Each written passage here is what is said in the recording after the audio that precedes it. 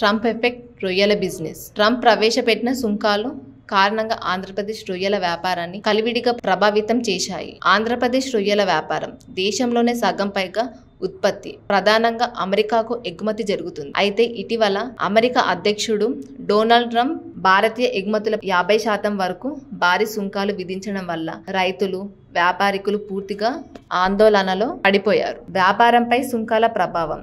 విజయవాడ నుంచి Bhimavaram, east west Godavari జిల్లాలు, నెల్లూరు, ప్రకాశం మొత్తం ఏపీ నుండి ఏటా 20,000 కోట్ల రూపాయలు విలువైన రొయ్యలు విదేశాలకు ఎగుమతి అవుతాయి. ఇందులో 80% అమెరికా మార్కెట్ కి పొందుతుంది. ట్రంప్ మొదట 25% సుంకాన్ని, తర్వాత 50%కి పెంచగా దిగుమతి ధరలు భారీగా పెరిగిపోయాయి. రైతులు తక్కువ ధరలో రొయ్యలు అమ్మాల్సిన పరిస్థితి. ప్రతి టన్నుకి 40,000 నుండి 50,000 రూపాయల నష్టం వచ్చి లాభాలే లేకుండా పోయింది. రైతులకు సాధారణంగా వచ్చే లాభాలు పూర్తిగా తగ్గిపోయాయి. మార్కెట్లో పట్టు పూర్తిగా కోల్పోయారు. రైతుల ఎగుమతిదారుల సమస్యలు.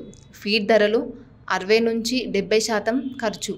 విత్తన ధరలు తగ్గలేదు, కానీ అమ్మకపు ధర గమనీయంగా పడిపోయింది. పూడాలు, కోల్డ్ స్టోరేజ్, లాజిస్టిక్స్, ప్రాసెసింగ్ సేవలకు పని లేకుండా పోయింది. దాదాపు 7 లక్షల మంది లైవ్లీహుడ్ ప్రమాదంలో. రైతులు కొత్తగా చేపల సాగు, ఇతర ఆక్యుపేషన్ల కోసం ప్రభావితమయ్యారు. కొంతమంది క్రాప్ హాలిడే ప్రకటిస్తూ ఆ కాలంలోనే సాగు ఆపుతున్నారు. ప్రభుత్వాలు సరైన స్పందన లేకపోతే చాలా మండలాలు, యూనిట్లు మూసివేయబడే అవకాశం. రాష్ట్ర ప్రభుత్వం, కేంద్ర ప్రభుత్వం దిగుమతి పెట్టుబడులకు, మద్దతు ధరలకు సహకారం ఇస్తే కొంత ఉపశమనం కలిగి ఉంటుంది.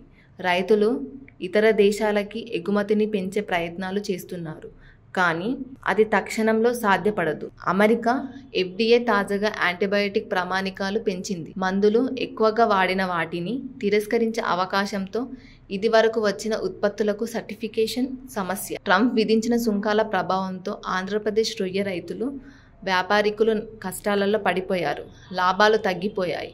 లైవ్లీహుడ్ ప్రమాదంలో ఉన్నాయి. ప్రభుత్వం, పరిశ్రమ బృందాలు వ్యూహాత్మక ప్రణాళిక రూపొందించి రైతులకు మద్దతు ఇవ్వాలి. తిరిగి మార్కెట్ ధరలో నిలబడాలంటే పొడుగు ఎత్తు విధానం అవసరం.